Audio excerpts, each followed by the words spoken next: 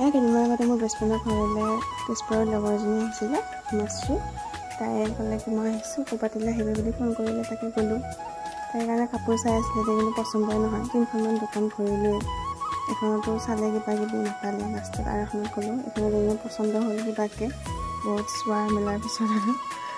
তাৰপিছত সিহঁতৰ ঘৰলৈ বুলি গ'লোঁ চাব ইয়াতে আকৌ ফটোশ্বুট কৰে বোলে তাই চাহ মানে ফটো উঠি পোৱা নাই তাকে ফটো উঠে বোলে মেখেলা চাদৰ পিন্ধিলে চাচোন বাগানত কি ধুনীয়া এখনক আমাৰ ঘৰৰ ওচৰখন নহয় আকৌ এখন ইফালে আছে বহুত ডাঙৰ বাগান সেয়াই আৰু আমাৰ বেলেগত যাবলৈ দৰকাৰ নহয় ইয়াতে আছে আহিব পাৰে আপোনালোকো তাই ফটো উঠাই দিলে মোকো উঠাই দিলে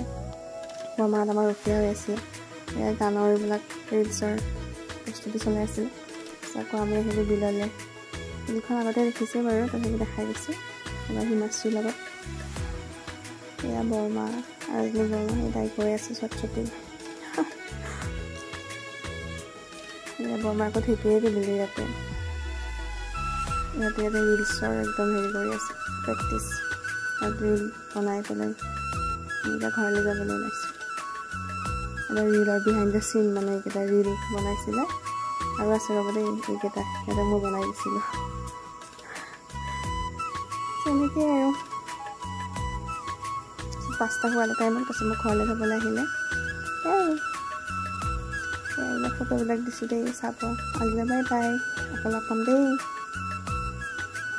এয়া হিমাশ্ৰী বৰমা চাকখন ঠেকিয়ালৈ ফটো উঠাই দিছিলোঁ সেইখন কি ধুনীয়া নহয়নে আচ্ছা এজনী মই বাই বাই